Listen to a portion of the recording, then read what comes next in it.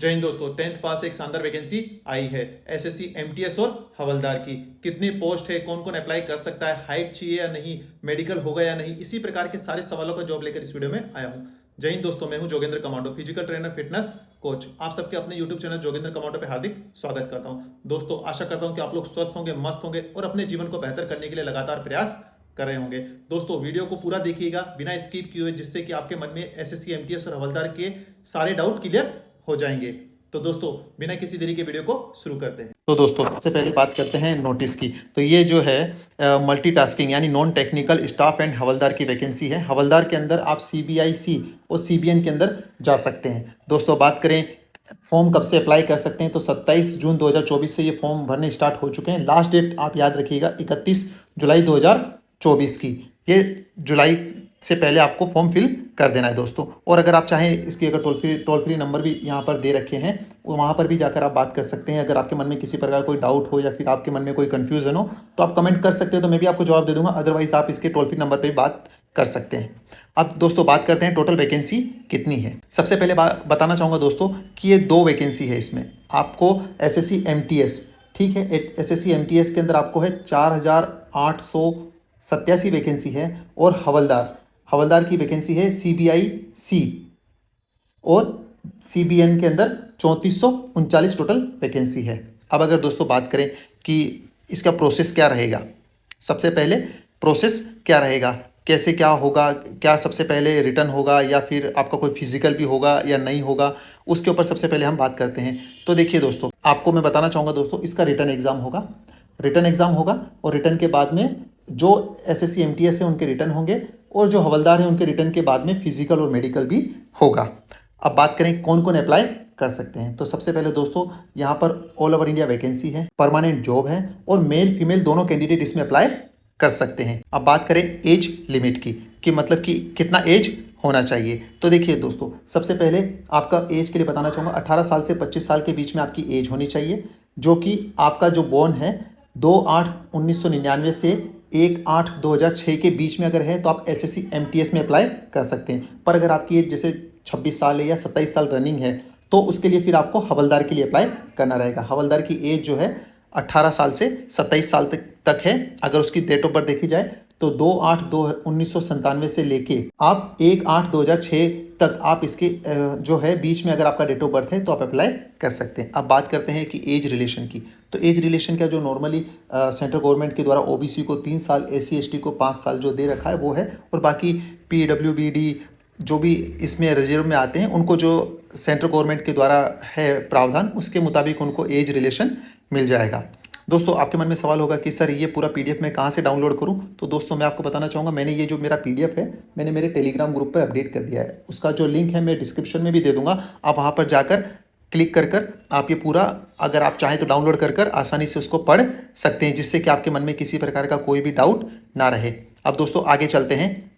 ये तो as relation और उसकी बात हो गई। अब अगर हम देखें कि नेक्स्ट प्रोसेस हमारा क्या रहेगा, मतलब कि हमारे पास सर्टिफिकेट कितना है, क्वालिफिकेशन क्या है, तो देखिए दोस्तों, इसके अंदर क्वालिफिकेशन आपकी मात्र 10th पास होना चाहिए, वो भी आपके जो है बोर्ड से प्रमाणित होना चाहिए। इसमें कोई परसेंटेज नहीं दिया है कि आपको मिनिमम इतना % होना ही चाहिए। दोस्तों, बात करें फीस की, तो ये 100 रुपये की फीस रहेगी, जिसकी की डिटेल इस प्रकार से दे रखी है। दोस्तों, यहाँ पर आप चाहें तो देख सकते हैं कि सारे सेंटर दे रखे हैं कि आपके घर के नज़दीक जो सेंटर है आप वो सेंटर को भी सिलेक्ट कर सकते हैं फॉर्म भरते समय, जिससे कि आपको ज़्यादा दूर जाने की आवश्यकता ना हो। दोस्तों, अब हम बात करेंगे कि इसका सिलेक्शन प्रोसेस क्या रहेगा, सबसे पहले क्या होगा। तो दोस्तों, सबसे पहले मैं बताना चाहूँगा आपको कि सबसे पहले आपका रिटर्न एग्जाम होगा। अब रिटर्न एग्जाम के अंदर आपको कितने नंबर के क्वेश्चन आएंगे, किस प्रकार से होगा, देखिए सर दोस्तों, सबसे पहले कंप्यूटर बेस्ड एग्जामिनेशन होगा, यानी कि सीबीटी बेस्ड एग्जाम होगा, जिसके अंदर आपको टोटल 2 सेशन होंगे। 2 सेशन यानी कि 2 पेपर होंगे। पहले सेशन के अंदर हमारे जो है न्यूमेरिकल एंड मैथमेटिक एबिलिटी, यानी कि मैथ के सवाल आएंगे। टोटल सवाल होंगे 20, उनके मार्क होंगे 60, यानी कि एक सवाल का 3 नंबर। टोटल आपको टाइम दिया जाएगा 45 मिनट। उसके बाद में आपका उसी के अंदर दूसरे 20 सवाल होंगे रीजनिंग एबिलिटी, ठीक है, उसके भी टोटल 20 सवाल होंगे और मार्क होंगे 60, यानी कि 40 सवाल आपके नाम, टोटल नंबर हो गए 120। उसके बाद में आपका अगर बात करें सेशन 2 यानी कि दूसरा पेपर, दूसरा जो सेशन होगा उसके अंदर क्या होगा, दूसरे सेशन के अंदर जनरल अवेयरनेस यानी कि जीके के 25 सवाल आएंगे। उसका भी दोस्तों देखिए एक सवाल के 3 नंबर के हिसाब से 75 नंबर हो गए। और इंग्लिश लैंग्वेज और कंप्रहेंशन यानी कि इसकी आपको इंग्लिश लैंग्वेज आना चाहिए, मतलब थोड़ा बहुत इंग्लिश का नॉलेज होना आपको अति आवश्यक है, जिससे कि टोटल 25 सवाल आएंगे और मार्क होंगे 75, यानी कि पहला पेपर होगा 120 मार्क का और दूसरा पेपर होगा 150 मार्क का। और दोनों पेपर के अंदर आपको टाइमिंग कितना दिया जाएगा, 45 मिनट। अब दोस्तों आपके मन में सवाल आता होगा कि सर कि हम यहाँ तैयारी कहाँ से करें, तो दोस्तों एक मैंने बहुत बेहतरीन बुक है जो कि मैं आपको स्क्रीन पर दिखा देता हूँ। तो दोस्तों बात करें तैयारी के लिए तो आप ये एसएससी एमटीएस की हवलदार की जो है बुक ले सकते हैं। इसके अंदर आपको 16 पेपर मिलेंगे जिसके कि आपको चारों सब्जेक्ट के लेने पड़ेंगे, यानी कि इंग्लिश के लिए ये, फिर उसके बाद में आपको रीजनिंग की तैयारी के लिए आप ये बुक ले सकते हैं जिसके अंदर 130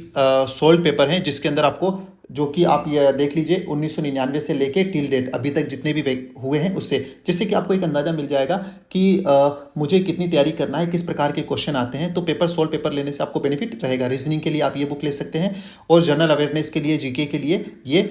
और आपको मैं बताना चाहूँगा दोस्तों ये जो है एसएससी एमटीएस हवलदार के लिए इसके अंदर आपको जो है 20 मॉक पेपर भी दिए जाएंगे और 7 सॉल्व पेपर दिए जाएंगे, जो कि अपने टेलीग्राम ग्रुप पे भी अपडेट कर दिया है। और साथ ही में मैं डिस्क्रिप्शन के भी में भी लिंक दे दूंगा, आप अमेजोन से परचेस कर सकते हैं या इनकी ऑफिशियल वेबसाइट पर जाकर परचेस कर सकते हैं। ये अग्रवाल एग्जामिनेशन कार्ड की पब्लिकेशन की बुक है, आप इसको लेकर अपनी तैयारी को और बेहतर कर सकते हैं। दोस्तों अब बात करते हैं कि ये तो हो गई एसएससी एमटीएस की, एसएससी एमटीएस और हवलदार की दोनों की ये रहेगी। अब आपके मन में सवाल होगा सर कि क्या एमटीएस की भी हाइट नापी जाएगी या फिर उसका मेडिकल होगा या फिजिकल होगा। तो दोस्तों आपको मैं बताना चाहूँगा कि इसके अंदर जो है आपको जो मेडिकल जो है और फिजिकल सिर्फ और सिर्फ हवलदार का होगा, जिसके कि इस प्रकार से है। अब बात करते हैं कि देखिए फिजिकल बहुत ईजी है, ज़्यादा उसमें नहीं है।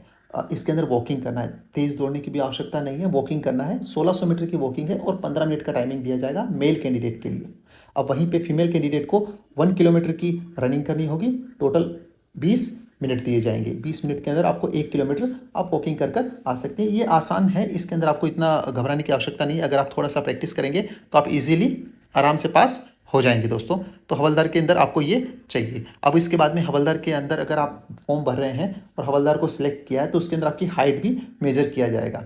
अभी वहीं पे मेल कैंडिडेट की हाइट है 157.5 सेंटीमीटर, ठीक है। और वहीं पर 5 सेंटीमीटर की छूट दी जाएगी गढ़वालीस, आसामीज, गोरखास जो भी शेड्यूल ट्राइब्स में आते हैं उनको, यानी कि एसटी जिनको है 5 सेंटीमीटर की और छूट दी जाएगी। तो आप मान के चलिए उनकी हो गई 152.5 सेंटीमीटर। अब उन्हीं की चेस्ट को देखा जाएगा कि 81 + 5 यानी कि नॉर्मल 81 और फुलाकर 5 यानी टोटल 86 होना चाहिए। ये फिजिकल स्टैंडर्ड की बात कर रहे हैं पीएसटी की। अब यहीं पे अगर फीमेल कैंडिडेट की बात करें तो फीमेल कैंडिडेट की हाइट होनी चाहिए 152 सेंटीमीटर। और वहीं पे अगर वो जो एज रिलेशन सेंट्रल गवर्नमेंट की तरफ दिया जाता है, यानी कि हाइट में जो छूट दी जाती है 2.5 सेंटीमीटर, यानी कि आप मान के चलिए 149.5 है, तो आप आसानी से पास हो सकते हैं। या तो आप एसटी में हैं या आप गढ़वालीज हैं, आसामीज हैं, गोरखास हैं, वो ईजीली हो सकते हैं। अब यहाँ पर वेट की कैटेगरी दी गई है कि महिलाओं का वेट नापा जाएगा, कितना है 48, मिनिमम आपको 48 केजी वेट चाहिए। और अगर गढ़वालीज हैं और जो आसामीज हैं जिनको 2.5 सेंटीमीटर की हाइट में छूट मिली है तो उनका 2 केजी वेट कम हो जाएगा, यानी कि उनको मिनिमम 46 तो चाहिए ही चाहिए। तो दोस्तों अगर आप इसका फॉर्म भर रहे हैं तो आप अपनी हाइट के अकॉर्डिंग जो भी है फीमेल कैंडिडेट अपने वेट को कैरी कर लेंगे, यानी कि उसको उतना बना कर रख लेंगे। और मेल कैंडिडेट हैं वह अपनी हाइट के मुताबिक जितना भी चेस्ट है, चेस्ट की एक्सरसाइज कर लेंगे। उसका भी मैंने एक डिटेल वीडियो बना रखा है, जिनकी भी चेस्ट कम होती है, होम वर्कआउट है, उसका भी मैं लिंक डिस्क्रिप्शन में दे दूंगा और ऊपर आई बटन में दे दूंगा। आप वहाँ पर जाकर वो वीडियो चेक कर लीजिएगा, जिससे कि आप अगर वो वर्कआउट और वो डाइट को फॉलो करेंगे तो ईजिली आपकी चेस्ट जो है 81 हो जाएगी दोस्तों। वहाँ पर मैंने पूरा डिस्क्रिप्शन या फिर पूरा आराम से आपको बताया है किस प्रकार से आप इजीली उसको कर सकते हैं। अब दोस्तों बात करते हैं कि आगे फिर क्या होगा। दोस्तों इसके बाद में जैसे आपका एसएससी एमटीएस है तो एसएससी एमटीएस के अंदर तो खाली रिटर्न होगा, रिटर्न के बाद डायरेक्ट मेरिट बन जाएगी और उसके अंदर आपको सीधा ज्वाइनिंग कर दिया जाएगा। और हवलदार की ज्वाइनिंग जो है थोड़ी सी डिले होती है। डिले होने का मेन रीज़न ये है कि उनका फिजिकल और मेडिकल होता है। तो आपके मन में सवाल होगा सर मेडिकल क्या बहुत टफ होता है, आर्मी के जैसे होगा या फिर नॉर्मल होगा। दोस्तों देखिए नॉर्मल मेडिकल होगा, बट उसके अंदर अगर आपको कलर विज़न है, तो आपको उसके अंदर आपको नहीं मिल पाएगा। कलर विज़न के जो है चांसेस कम रहते हैं, क्योंकि ये इसके अंदर आपको वर्दी मिलती है। हवलदार जो होता है, हवलदार के अंदर वर्दी मिलती है। जैसे कि आप कस्टम में है, आप IRS जो रैंक है, जो कमिश्नरेट रैंक के होते हैं, उनके साथ आप रहते हैं, तो इसलिए आपको थोड़ा फिजिकली फिट और वर्दी के हिसाब से आपको मेडिकल भी होता है। अब दोस्तों बात करते हैं कि आपको फॉर्म फिल करने के लिए क्या क्या डॉक्यूमेंट चाहिए। तो आपके पास आधार कार्ड होना चाहिए, voter ID card, driving licence, मतलब कि इनमें से जो भी है आप वो अपना और ID प्रूफ के तौर पर दे सकते हैं। PAN card, passport, I card issue, फिर आप अगर कॉलेज में पढ़ रहे हैं या स्कूल में पढ़ रहे हैं तो स्कूल से जो आई कार्ड मिलता है आप उसको कर सकते हैं, या फिर आप एक सर्विसमैन हैं या फिर कोई गवर्नमेंट एम्प्लॉय हैं तो उस हिसाब से आप उसको फॉर्म को फिल कर सकते हैं। दोस्तों फॉर्म फिल कहाँ से करेंगे, तो मैंने उसका भी लिंक मेरे टेलीग्राम ग्रुप पे दे रखा है, और इसका फुल PDF भी मैंने टेलीग्राम ग्रुप पे अपडेट कर दिया है, जिसका कि लिंक मैं डिस्क्रिप्शन में दे दूंगा। आप वहां पर जाकर इजीली जाकर अपना फॉर्म फिल कर सकते हैं दोस्तों। और जल्दी से दोस्तों, ये बहुत शानदार वैकेंसी है, 10th पास वैकेंसी है।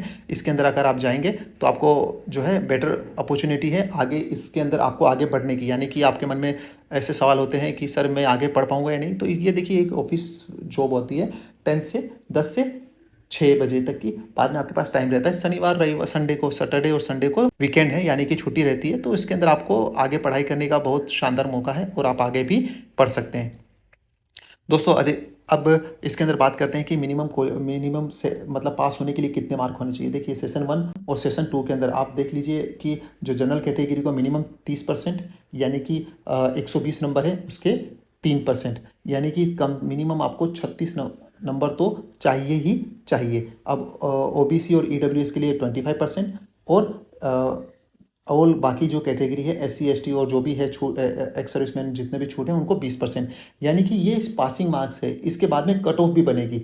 अगर कट ऑफ जो है कट ऑफ बनेगी, अब उस कट ऑफ को भी क्लियर करना है, और आपको दोनों सेशन के अंदर इतने परसेंटेज तो लाने ही लाने हैं, फर्स्ट सेशन और सेकेंड सेशन के अंदर, तभी आप जो है नौकरी हासिल या फिर जॉब हासिल कर पाएंगे दोस्तों।